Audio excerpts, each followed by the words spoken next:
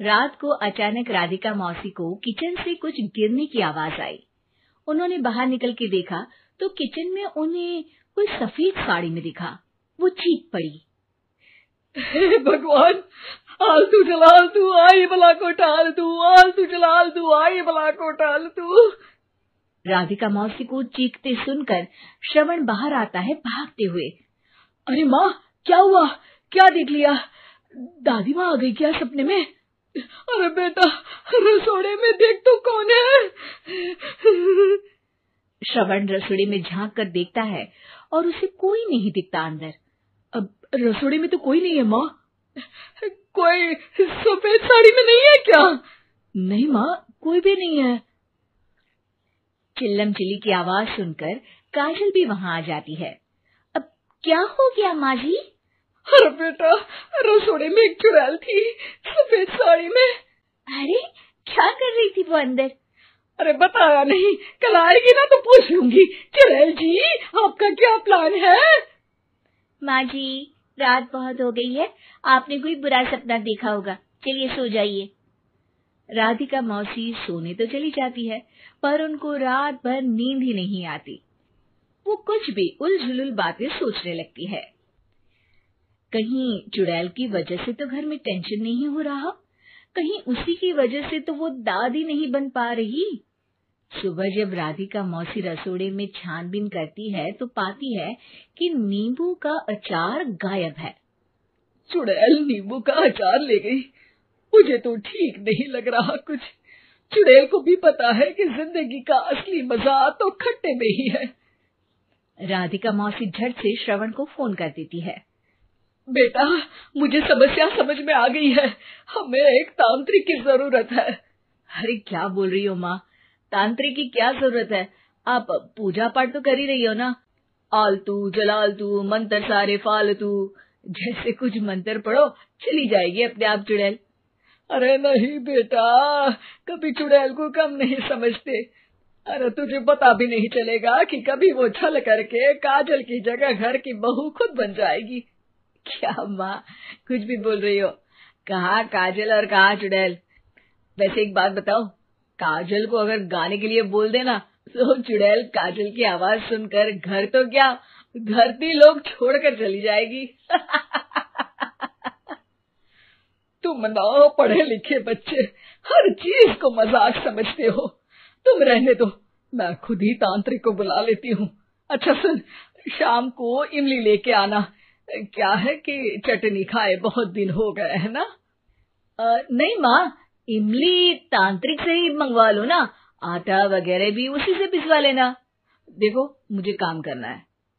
श्रवण रात को कई तरह की सब्जियों के साथ माँ के कहने पे चटनी के लिए इमली भी ले आया था, लेकिन राधिका मौसी के दिमाग में अलग ही फिल्म चल रही थी।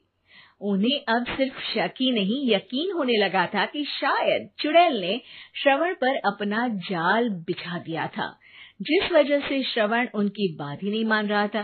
पर कोई नहीं, आने वाली रात में राधिका मौसी खुद तैयार हो गई चुड़ैल को पकड़ने के लिए। रुद्राक्ष की माला, तुलसी का पत्ता, हनुमान चालीसा सब हाथ के पास ही था, बस चुड़ैल का इंतजार था। और जैसा राधिका मौसी ने सोचा था वैसा ही हुआ।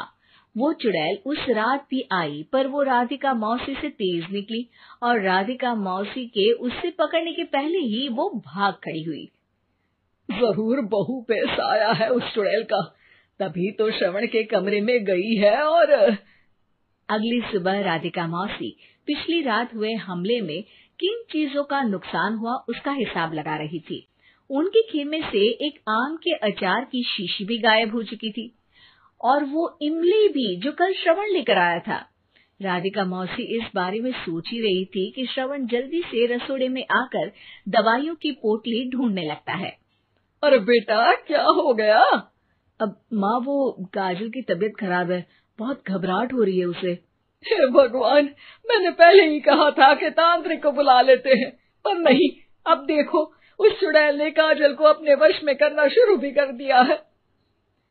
हालांकि श्रवण भूतों में विश्वास नहीं करता था, पर अब वो भी डर जाता है और राजी हो जाता है एक तांत्रिक को बुलाने के लिए। कुछ ही घंटों में तांत्रिक आ जाते हैं और राधिका मौसी तांत्रिक जी को सब बता देती है।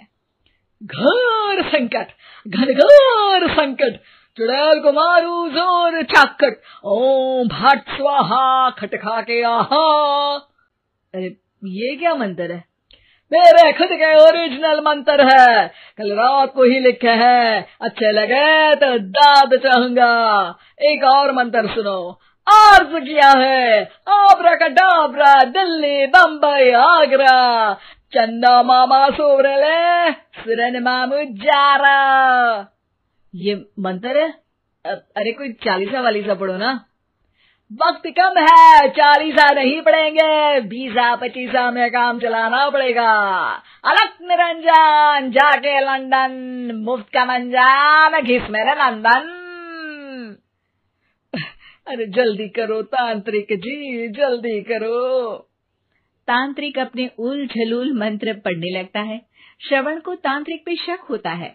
वो अपने एक डॉक्टर दोस्त को कॉल कर देता है ताकि कोई अनहोनी हो तो इमरजेंसी में चीजें मैनेज हो जाए।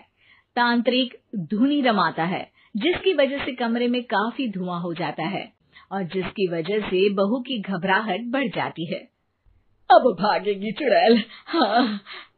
बहू खांसते हुए धुएं से बचने के लिए बाहर चली जाती है। अरे भाग रही है, भाग रही है। पीछे पीछे श्रवण भी जाता है। बहू एक सोफे पर बैठ जाती है।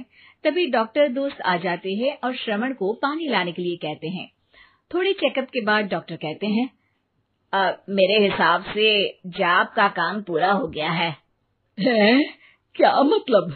अरे कुछ भी नहीं माँ, कोई चुड़ैल नहीं है, खुशखबरी है, अब दादी बनने वाली है। मगर वो सब अचार के डब्बे। श्रवण दोनों अचार के डब्बे अपनी माँ को दिखाता है, जो कि उनके बिस्तर के नीचे छुपे हुए थे। आपने सही बोला था माँ, वो चुड़ैल काजल ही थी जो खट्टा खा रही थी। हमें कल ही पता चला, पर हमने आपको ये तांत्रिक वाला काम करने दिया ताकि आपको भरोसा हो जाए कि भूत वगैरह कुछ होता ही नहीं। अच्छा, ये तो बड़ी खुशी की बात है, पर बेटा मुझे एक झाड़ू तो ला दे। क्यों माँ? ये तांत्रिक का भूत उतारती हूँ मैं। अब तांत्रिक राधा मौसी के डर से घर से भाग निकलता है और राधा मौसी उसके पीछे भागती है। अरे संकट ये घनघोर है, तांत्रिक मुआ चोर है।